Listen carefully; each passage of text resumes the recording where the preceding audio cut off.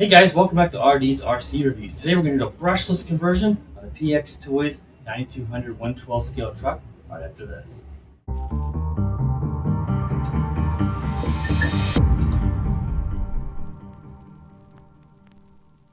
Okay guys, so what we're going to do is we want to do a brushless conversion on this truck. I've had this truck for a couple of years.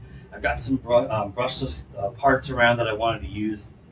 So I thought I would upgrade this truck because I heard the PXTOYS is not too difficult to do a brushless conversion on.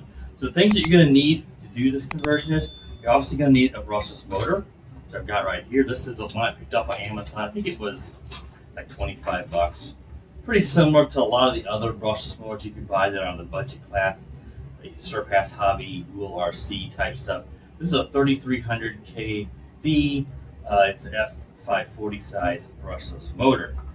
And then, of course, you're going to need a brushless ESC. Now, I have this Google RC 60 amp, should be good for 2 R3S, and we'll use this one inside this truck since we have enough room. I've got a smaller one as well, but it's not quite as high of amp.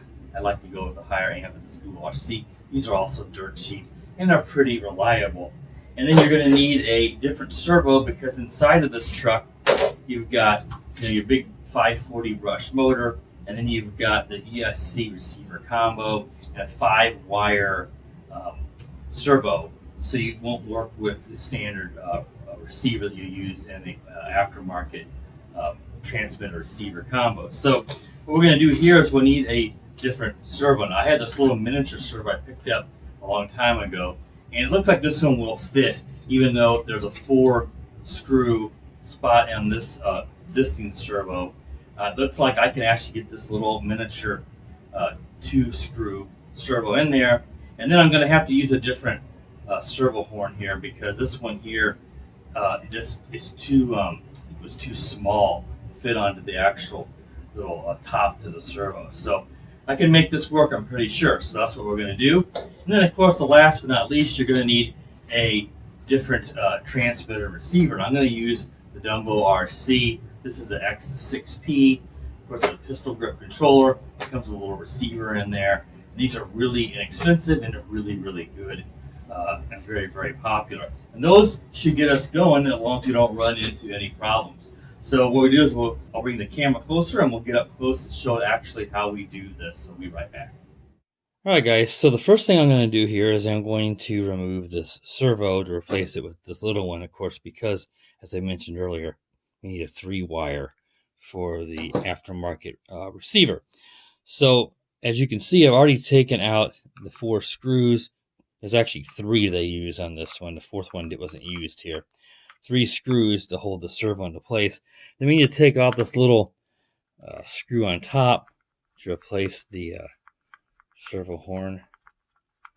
So we'll take that off. There's a little spring thing on top here. Just lift this whole thing up here. Then this would come off and the whole servo comes out. So, as I mentioned, this right here, the servo horn doesn't fit.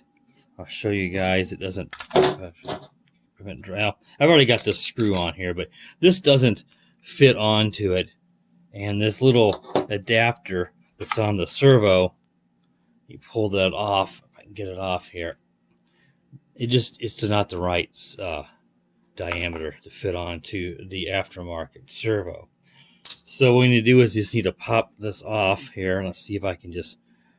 So we need to obviously get this steering mechanism reattached to the new servo, and I went ahead and just pulled off the arm here because I was having this ball joint here. I was having trouble getting it off, and it was really bendy. I don't want to break this.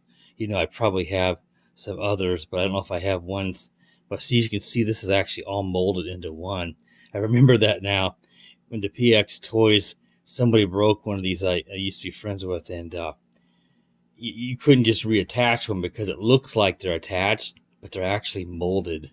So you could actually buy a aftermarket, regular servo steering setup like this, and these links, they use for everything. And it's just that these are easy to break. So I would replace this with an aftermarket. I've got some of those parts. I just don't know if I have enough of them for my old RC kits to actually replace it at the normal setup. That obviously, if those break, you can easily just screw a new one on. So anyway, I need to get this off here so then we can attach it to the new servo. So I'll see if I can pop it. All right, now we got it off. So what we're going to do now is we're just going to get try to get this off here. And this doesn't, they used to make a lot of these where you had like a little nut behind this, and then you could put a wrench on there and loosen it, but that's not the case. So I'll have to get some pliers and probably have to work at loosening this off there. So that's what we'll do. So then I'll show you guys. We'll put the new servo will go in here like this, and then it will fit onto right here. And you have to kind of bend this over. I had it on there last night when I was testing this out, and it looks like I may have busted a tab off. That's wonderful. But anyway, this is how you'll do it. I'll have to work with that. I think I snapped it pushing too hard, but hopefully I can still make it hold. So I'll be right back, guys, as we get this in there, and then I'll show you how that works.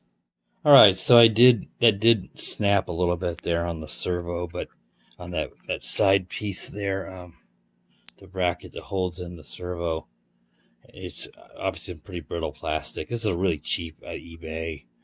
It is all metal geared though, but still, that was kind of unfortunate. But it looks like it's pretty snug in there. Obviously, it needs to be rather tight to be able to not move. If it moves while you're trying to steer, that's going to make your steering sloppy or not move at all. So we'll have to just test it out there, and hopefully that is good enough for that. Now inside these little holes here on the servo horn, they're too small for the little ball joint deal here, and the diameter of the screw on back is too large. Now quickly, I want to show you guys what I was talking about. Instead of the pre-molded steering link here, it looks like it's pieces, but it's not. You can make one, which most cars have, using like these little ball joints, and then you've got a little piece that snaps on there. And I don't have one of the metal. I probably have one somewhere that goes the rod in between that each side to actually make one. But your local hobby shop's going to have all that stuff, or if you're not close to one, you can easily find them on eBay or Amazon. So what we're going to have to do is I'm just going to get a very small drill bit, or just even something sharp, and to try to enlarge in the hole there. And then what I'm going to have to do is, I found a nut that fit on the back in case the hole ends up being too big. Putting a nut in the back of that's going to keep this snug and tight so it doesn't pull out with the servo and fall out. Obviously, if it's the right size, it'll screw in there rather snug, but many of them do use nuts on the back, and that's always a bit safer that it's not going to go anywhere. So I'll drill that out, and then we'll put that down in there and tighten it on, so I'll be right back. All right, guys, so I have it all installed now. I've got the little ball joint deal here on the servo horn. I did put that, you guys can see there, I put a little nut on the back. I ended up using one of the ones I had, just because I think they're a little bit better. And then attach the original link to it, which again I would recommend replacing. Now, I am a bit worried about this servo. It's not like it wobbles a ton, but I'm just really bummed that I broke that little piece off the servo, because I was not being rough.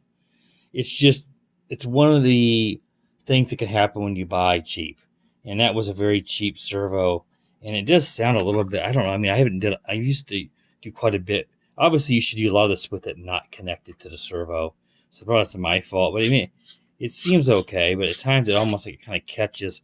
We'll have to see. I mean, I just don't have high hopes for the steering setup, because I think I need to probably get a new one of these. Thankfully, they are cheap, but I mean, that would kind of ruin this video until I get it. So I'm just going to go with it now. If it works well enough, but I may go ahead and get another one just to replace it, and just be more careful when I install that in there, so that I don't end up with another one breaking like that. So obviously, this will go to the receiver, and then I need to cut these wires. Got these zip ties over these wires to take this old servo out, And then at that point, we can go to put in the ESC in here. But before that, we will take the big brush motor out, so you have room to pull it out.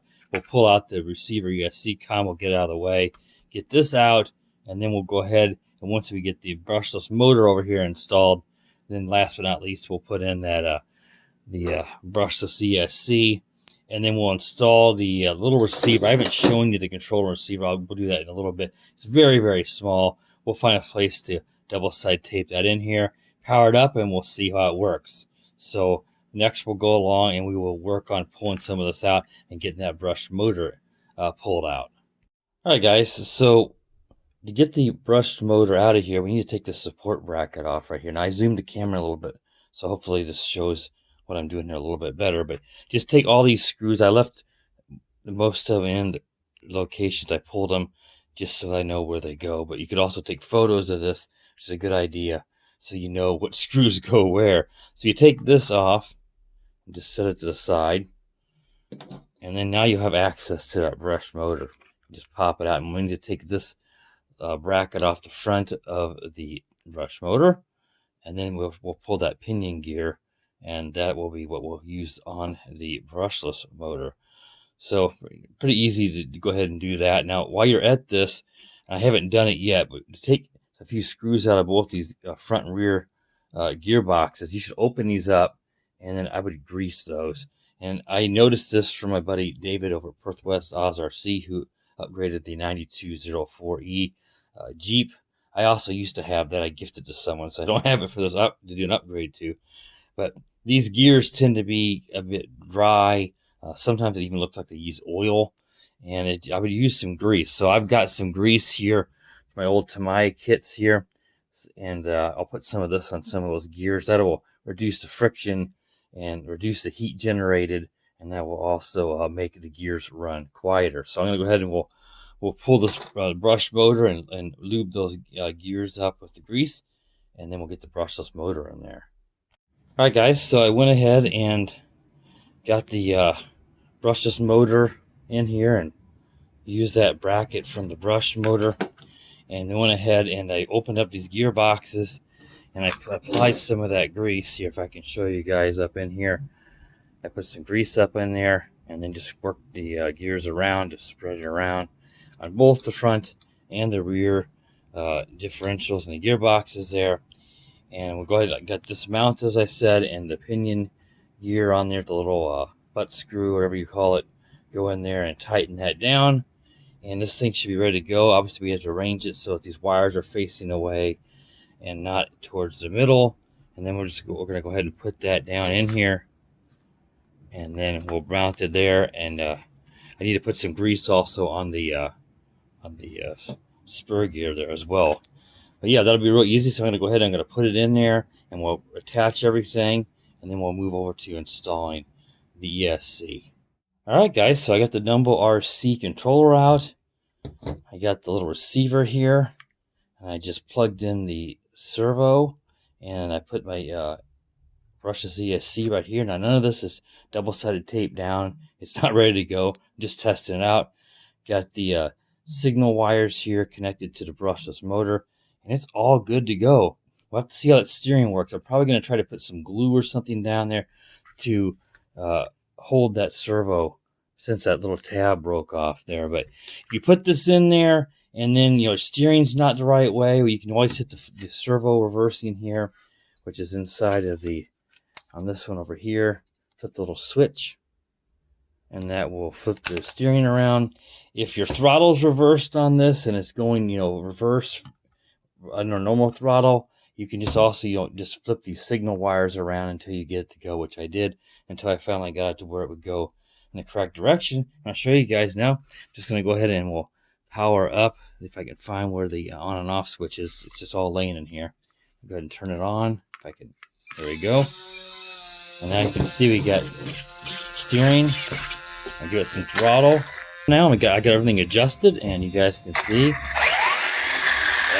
that's pretty nice.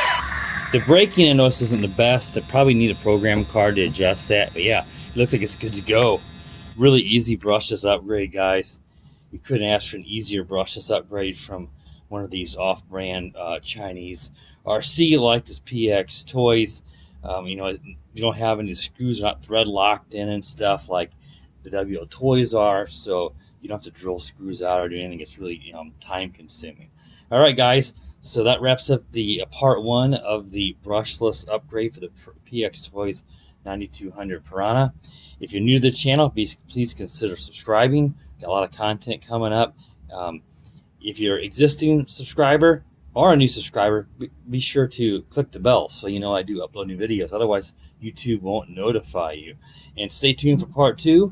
I'll take it out and bash it a bit and do some speed runs on 2 and probably 3S to see what kind of top speed we get, because in the original setup, I don't think I ever did a top speed test on that. The brushed motor, it was pretty slow, probably around, I used to guess around 20 miles per hour. You know, I got a speed reader, I could have tested that, but I wanted to get to this brushless upgrade. It should be a lot faster. So, like I said, be sure to click the bell and make sure you know whenever I do upload new videos.